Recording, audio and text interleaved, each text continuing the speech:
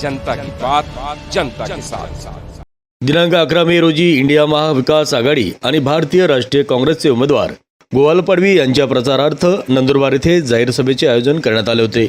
सकाळपासूनच लोकांची मांदियाळी बघायला मिळाली असून लाखोंच्या संख्येने लोकांनी गर्दी केली। महिलांची संख्या अभूतपूर्व दिसून आली। सकाळी 11:30 प्रियंका गांधी यांचे आगमन झाले। यावेळी त्यांचे स्वागत करत देवमोगरा मातेची प्रतिमा भेट देण्यात आली।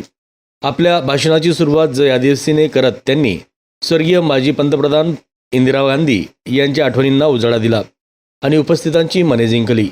नंदुरबार दौऱ्यात नरेंद्र मोदींच्या सभेचा उल्लेख करत जोरदार हमला करत शबरीमाता आणि रामचे नाव घेतात, पण त्यांच्या डोळ्यादेखत देशात आदिवासी महिला सुरक्षित नसल्याचे मणिपूरच्या घटनेने सिद्ध झालंय। त्यामुळे ते कोणाच्या तोंडाने भगवान राम आणि शबरीमातेचं नाव घेतात अशा शब्दात त्यांनी समाचार घेतला होता। यावेळी त्यांनी काँग्रेसने मतदारांना दिलेली गॅरंटी उपस्थित मतदारांना समजून सांगत काँग्रेसला मतदान करण्याचं आवाहन केले। तर सभा संपल्यानंतर अचानक आपल्या वाहनातून उतरून थेट जनतेच्या भेटीला मैदानात उतरल्याने सर्वांच्या भुवया उंचावल्या होत्या।